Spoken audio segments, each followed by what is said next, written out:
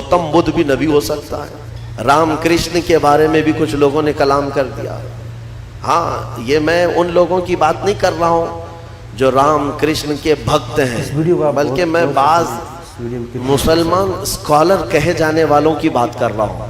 ہاں ان لوگوں کو تحقیق کا بڑا شوق ہے تو ہائے ہلو السلام علیکم دوستو، کیسے امید کرتا ہوں آپ اچھے ہوں گے. میں بھی الحمدللہ اچھا ہوں. تو اس ویڈیو کا ٹائٹل ہونے والا ہے کیا گوتم بدھ اور شری کرشن بھگوان تھے. اسی ویڈیو میں ہم جانیں گے مولانا سلمان اظہر کے اس بیان سے کیا ہم ان کو نبی مان سکتے ہیں، کیا اگر ہم ان کو نبی مان لیں تو کیا ہم ایمان سے خارج ہو سکتے ہیں. تو اس ویڈیو میں ہم جانیں گے مولانا سلمان اظہری کی اس بیان سے. تو بنا دیری کرے ہوئے چلتے ہیں اس ویڈیو پہ. اگر ویڈیو آپ کو اچھا لگے تو ایک لائک ضرور کریں. بعض لوگ یہ کہتے ہیں کہ کسی کی تعلیمات اچھی دیکھ کر کہ شاید وہ بھی نبی ہو سکتے ہیں، گوتم بدھ بھی نبی ہو سکتا ہے. رام کرشن کے بارے میں بھی کچھ لوگوں نے کلام کر دیا. ہاں یہ میں ان لوگوں کی بات نہیں کر رہا ہوں جو رام کرشن کے بھکت ہیں، بلکہ میں بعض مسلمان اسکالر کہے جانے والوں کی بات کر رہا ہوں. ہاں ان لوگوں کو تحقیق کا بڑا شوق ہے تو تحقیق میں کچھ بھی لٹ مار دیں گے. گوتم بدھ نبی ہیں، نبی ہو سکتے ہیں، یہ کچھ لوگوں نے یہ شوشہ چھوڑا. دلیل میں یہ کہتے ہیں ان کی تعلیمات بھی جو ہیں وہ دوسرے نبیوں کی تعلیمات سے ملتی جلتی ہیں. تصوف کے جتنے بھی مراحل ہیں وہ ان کی تعلیمات میں بھی ملتے ہیں. ہو سکتا ہے وہ اپنے زمانے کے نبی رہے ہوں. ایک بات یاد رکھ لیں، آپ کو فارمولہ بتایا، اس پر ہمیشہ چلیے. آپ کسی کو بھی نام کے ساتھ نبی کہنے کے لیے ان کا نام قرآن میں یا حدیث میں آیا ہوا ہونا ضروری ہے. اگر قرآن و حدیث میں ان کا نام نہیں آیا تو چاہے اس کی تعلیمات سب سے اعلیٰ ہی کیوں نہ ہو، نبی ہم نہیں کہہ سکتے. کسی غیر نبی کو، نبی نہیں تھا اور آپ نے اس کو نبی کہا، کافر ہو جائے. اور کوئی نبی ہیں ان کی نبوت کا انکار کیا تب بھی کافر ہو گئے. 1,24,000 کم و بیش جتنے بھی نبی آئے کہاں سے شروع ہوئے کہاں پہ ختم ہوئے یہ بھی ماننا ضروری ہے آپ کو. اسلامی عقیدہ، سب سے پہلے نبی آدم علیہ السلام اور سب سے آخری نبی محمد صلی اللہ علیہ وسلم، یہ دونوں چیزیں بھی ماننا آپ کو ضروری ہے.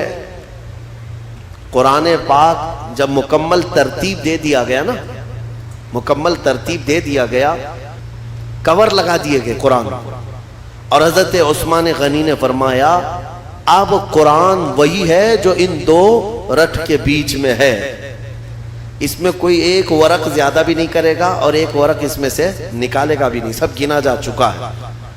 آدم علیہ السلام ابتدائے انبیاء اکرام میں پہلے نبی ہیں اور محمد صلی اللہ تعالی علیہ وسلم آخری نبی ہیں. یہ دونوں اول و آخر کا ماننا بہت ضروری ہے. ان میں ایک نبی کو بھی ہٹایا تو بہت سارے ظالم دوسروں کو لا کر اندر داخل کریں گے. سارے نبیوں کو ماننا ہمارے لیے ضروری ہے، لیکن محمد صلی اللہ تعالی علیہ وسلم کے بارے میں کچھ عقیدے الگ ہیں، خاص ہیں. وہ یہ ہے کہ وہ نبی بھی ہیں، رسول بھی ہیں، افضل الرسل بھی ہیں، سید الانبیاء بھی ہیں. یہ سب ماننا ہر مومن کے لیے ضروری ہے. اور سب سے مضبوط چیز یہ ماننا ضروری ہے کہ میرے محمد صلی اللہ علیہ وسلم خاتم النبیین ہیں. اب ان کے بعد کوئی نبی نہیں آ سکتا. اگر کسی نے نبوت کا دعویٰ کیا میرے آقا کے بعد، حدیث میں اس کو دجال کہا گیا ہے. وہ دجال ہے. دجال کسے کہتے؟ سب سے بڑا جھوٹا. وہ جو بڑا دجال آئے گا وہ بعد میں آئے گا، لیکن جو نبوت کا دعویٰ کرتے وہ بھی دجال ہے. بات سمجھ میں آ رہی؟ یہ عقیدہ بہت ہی اہمیت کا عامل ہے، اس لیے اس کو لے کر کے چلے. آپ غیر نبی کو آپ نبی کہہ نہیں سکتے. پہلے کی امتوں میں کچھ چیزیں حلال تھیں بعد میں حرام ہوئی. جیسے آدم علیہ السلام کی امت، ان کی اولاد تھی، بھائی بہن کا نکاح جائز تھا، اسی لیے کہ انسان تھے ہی نہیں، جو تھے انہی کی اولاد تھی. تو اب نسل کو بڑھایا کیسے جائے گا؟ انہی کی اولاد میں آج جو پیدا ہوتا لڑکا اور کل جو پیدا ہوتی لڑکی، یعنی حضرت حوا کو روزانہ ایک لڑکا اور ایک لڑکی پیدا ہوتی. یہ نسل انسانی کی ابتدا تھی، ایسے نہیں کہ 9 مہینے کے بعد پیدا ہوا. تو ان کی شریعت تھی آدم علیہ السلام کی، اور اس شریعت میں جائز تھا. بھائی بہن کا نکاح، لیکن اس کے بعد جب نسل انسانی بڑھ گئی تو پھر یہ منسوخ ہو گیا، حکم ختم۔ آپ نے قرآن میں سنا بھی ہے سورہ یوسف کی تفصیل میں کہ حضرت یوسف علیہ السلام کو ان کے 11 بھائیوں نے اور عزیز مصر نے اور ان کے والد نے سجدہ کیا۔ تو یہ سجدہ کیا تھا؟ ان کی شریعت میں تعظیم کا سجدہ جائز تھا، تعظیم کے لیے، لیکن بعد میں شریعت محمدی میں یہ سجدہ بھی حرام قرار دیا۔ سجدے تعظیم بھی ہماری شریعت میں جائز نہیں، چاہے وہ حضور کے لیے ہو، کسی اور نبی کے لیے ہو، یا کسی ولی کے لیے ہو، یا کسی کی قبر کے لیے ہو، کسی کے لیے بھی جائز نہیں۔ میرے آقا صلی اللہ تعالیٰ علیہ وسلم نے سارے سجدے ختم فرمائے سوائے رب ذوالجلال کے سجدے کے، اللہ کا سجدہ بس، اس کے علاوہ کسی کے لیے سجدہ جائز نہیں۔ انبیاء اکرام کی شریعتوں میں بدلاؤ ہوتا رہا، کتابیں بدلتی رہیں، لیکن عقیدہ سب کا ایک ہی تھا۔ آدم علیہ السلام سے لے کر آج تک جو عقیدہ ہمارا ہے، یہ عقیدہ سب کا ایک ہی ہے۔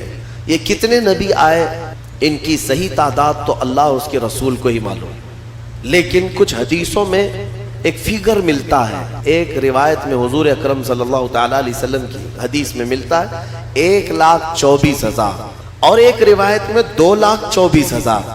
تو الگ الگ روایتیں آئی ہیں، صحابہ نے جو روایت کیا، اس لیے بزرگوں نے فرمایا، علماء نے فرمایا کہ صحیح تعداد تو اللہ ہی بہتر جانے، لیکن کبھی اگر کہنا ہوا تو یوں کہیں 1,24,000 کم و بیش، کم بھی ہو سکتے ہیں یا زیادہ بھی ہو سکتے ہیں، لیکن سب پر ہمارا ایمان ہے۔ لیکن یہاں ایک عقیدہ سنتے جائیے، اللہ کا نبی آپ کس کو کہیں گے؟ کسی کو بھی اللہ کا نبی کہنے کے لیے نام کے ساتھ آپ کو قرآن میں اس کا نام ہونا چاہیے یا رسول پاک سے سنا ہوا ہونا چاہیے۔ حضرت ابراہیم علیہ السلام نام کے ساتھ نبی ہم جانتے ہیں کہ کیونکہ ان کا نام قرآن میں بھی آیا ہے اور حضور کی زبان پر بھی آیا ہے۔ اسماعیل علیہ السلام، موسیٰ علیہ السلام، عیسیٰ علیہ السلام، داؤد علیہ السلام، سلیمان علیہ السلام، یہ انبیاء وہ ہیں جن کے نام قرآن میں آئے اور احادیث میں بھی آئے۔ 26 نبیوں کے نام قرآن پاک میں آئے اور کچھ ان کے علاوہ احادیث میں نام آئے ہیں۔ کل ملا کر کے اگر 40 نام ہیں تو باقی 1,24,000 کہاں ہیں؟ تو ان کے بارے میں آپ کو من جملہ عقیدہ رکھنا ہوگا۔ اتنے آئے تھے لیکن ہر ایک کا نام ہمیں معلوم نہیں، جتنے نام حضور نے بتائے اتنے ناموں کے ساتھ ہمیں نبی ماننا فرض ہے۔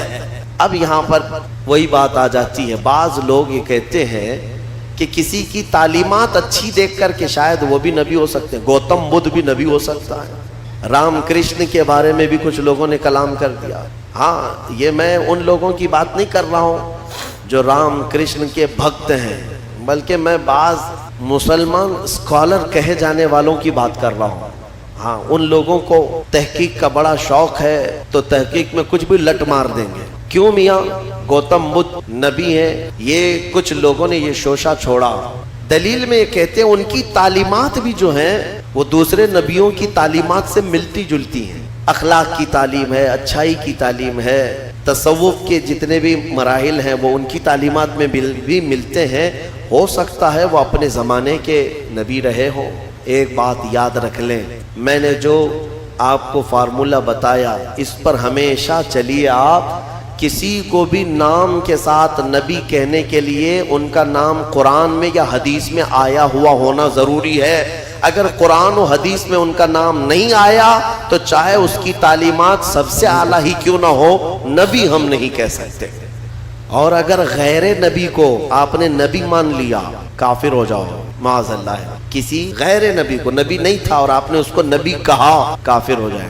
اور کوئی نبی ہے ان کی نبوت کا انکار کیا تب بھی کافر ہو گئے۔ بات سمجھ میں آ رہی؟ یہ عقیدہ بہت ہی اہمیت کا عامل ہے، اس لیے اس کو لے کر کے چلیں۔ آپ غیر نبی کو آپ نبی کہہ نہیں سکتے۔ آپ کو کیسا لگا؟ اچھا لگا تو ایک لائک ضرور کریں، اور چینل پہ پہلی بار ہے تو چینل کو سبسکرائب کریں۔ ملتے ہیں اگلے ویڈیو میں، تب تک کے لیے السلام علیکم۔